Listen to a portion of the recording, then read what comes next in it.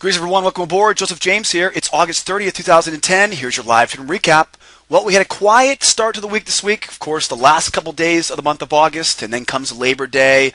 And boy, we're back in the action for the fall after Labor Day.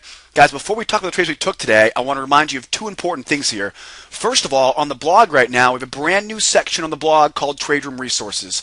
Make sure you guys get to know that section, guys. On the blog, Trade Room Resources will have everything you need to know about how to trade with us, some of the terms we use in our live trade rooms. So you want to make sure you guys use that section, Trade Room Resources.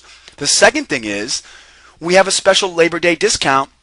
We're offering 10% off our advanced membership all the way through Labor Day.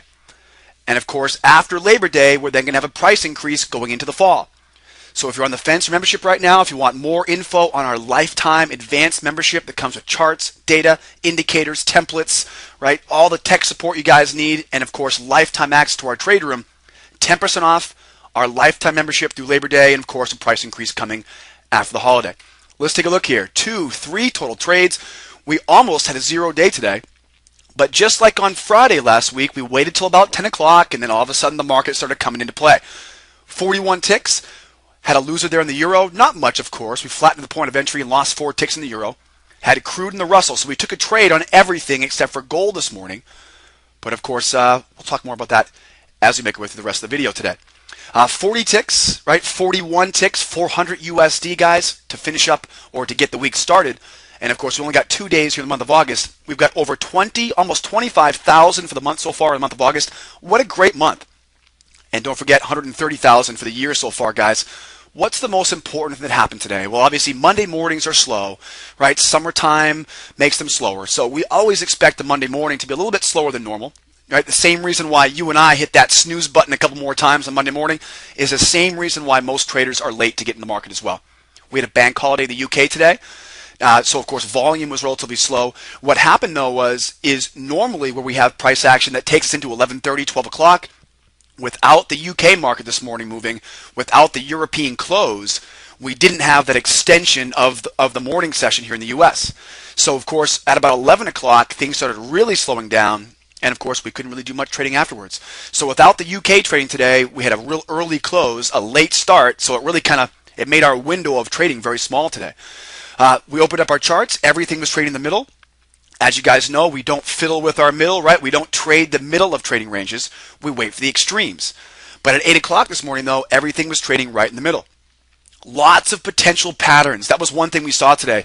We saw lots of patterns, but momentum was sluggish, right? We didn't have the speed we needed. There was not enough big money in the market. Whatever the reason was, right? Days like today are days where we're always working hard, right? Looking at patterns, trying to figure out where we're trading next. And when we find those patterns, they never trigger, all right? Whether it be because slow speed or any of our rules, right, not lining up. Today, it was momentum. Momentum was lagging all day today. Right when we got in position for a breaker pattern long, momentum was overbought. When we looked for the reversal short, momentum was oversold. And of course, what happens is, guys, momentum starts getting sluggish, right? Momentum comes in late when we have slower speed and lower volume. All right, guys, so that was pretty much the characteristics of today, and that explains why we only took 3 total trades. Now let's get started with crude first. Crude is our first trade of the day here. And one thing, like I said before, we noticed right away that the markets in general this morning were trading sideways. Left side of the screen, this is my 34 range chart here, guys. A 34 range chart, guys, is similar to a 10-minute, 12-minute, 15-minute chart. It's going to be best for swing traders, right, position traders. And of course, we call it the big picture. Right? It's the big picture chart. Now, of course, I had a wedge pattern here, right? Trend line high, trend line low, and here we are right in the middle now, right, of that wedge. So, of course, we would have rather seen us up above 75s here. That would have given us a nice opportunity to sell those highs. But by the time we got ourselves in position this morning, we'd already missed that opportunity.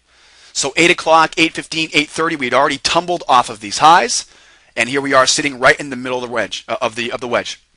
Now, the best opportunity I have now, the best option when I'm in the middle, is to either wait for price to come back up, right, and sell these highs again, or have price come down and we'll buy the lows, right, at 73.66. So that's what I'm going to do here. I'm going to buy the lows, right, 66 or higher.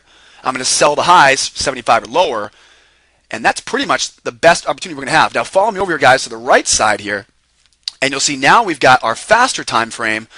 And this is really where we began to be concerned about the market this morning. We noticed we had this channel, right? We got this upward sloping channel, right? That took us from Friday last week, right? There's your upward sloping channel Friday last week. And then you can see here, we then break that channel and then go sideways here. Now, this is where we begin to get concerned because we noticed, look where we are. You've got 25s up top, double zeros down bottom, and where are we? We are right in the middle, right, of that trading range as well. So we're looking at a pretty challenging environment now, knowing that the fast time frame is in the middle and the slower time frame is in the middle. And so now the only option we had to do was, right, sit on those hands and wait patiently for the market to come to us. Remember we said before, though, we're looking, of course, right, to buy the lows here. That's exactly what we did for our first trade of the day. First trade of the day here coming on a 4-range chart. Almost all the trades, they were 4 ranges. We took a 13 range in the Russell. There's my 4-range chart. Now, remember those levels? Remember that we were looking for before? Was it 74, 73, 66? Well, here, of course, is the 66s up top here. We broke below those 66s. We came down. We tested the low of day here. And, guys, whenever we make, right, a lower low into the low of day, see that? It's a 1-tick lower low right there. There's my low right here. We then come down, make a 1-tick lower low. Whenever we see that 1-tick lower low, guys, we're always expecting the reversal.